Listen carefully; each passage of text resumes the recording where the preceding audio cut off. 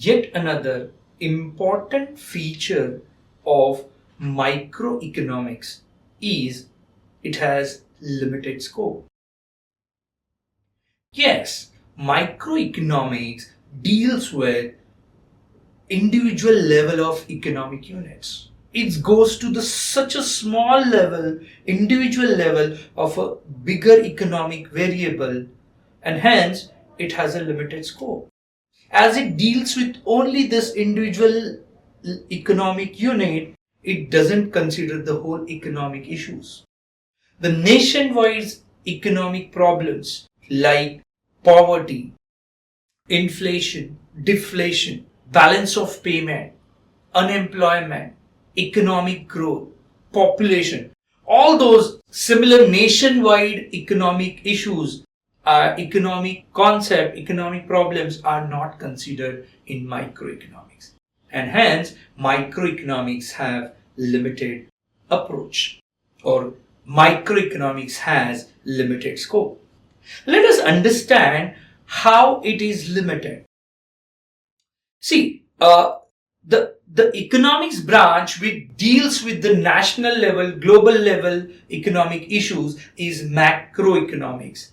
And in microeconomics, the same economic variable is studied at a very micro, at a very minute, at a very small, or technically speaking, economic unit, individual economic unit level, like individual buyer, individual household, individual firm, individual industry, and so on and so forth.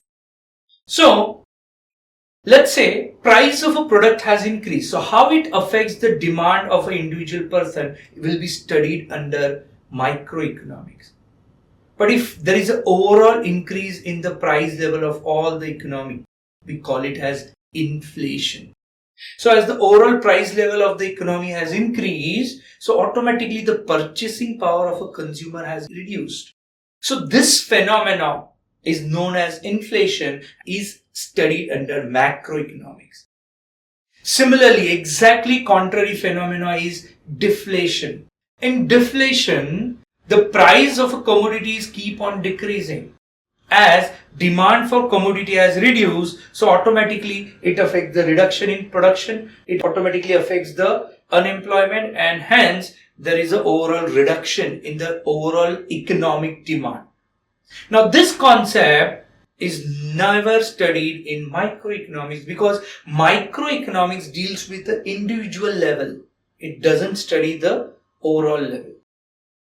Similarly, microeconomics has a limited scope, reason being it takes into consideration partial equilibrium, and he also assumes certain assumptions which are unrealistic, like ceteris paribus, laissez-faire policy, pure capitalism, perfect competition, full employment. Now all those assumptions make study of microeconomics little less.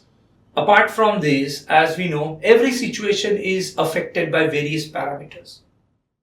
In microeconomics, we keep all those parameters aside, separate, isolate, and we just study the equilibrium, the effects of two factors on each other, or one economic unit at a time. So that makes the understanding and the interdependence between economic variable a limited approach. Hence, microeconomics have a limited scope because it deals with the individual economic unit. The national level economic problems like poverty, inflation, deflation, balance of payment, unemployment, population are not considered in microeconomics.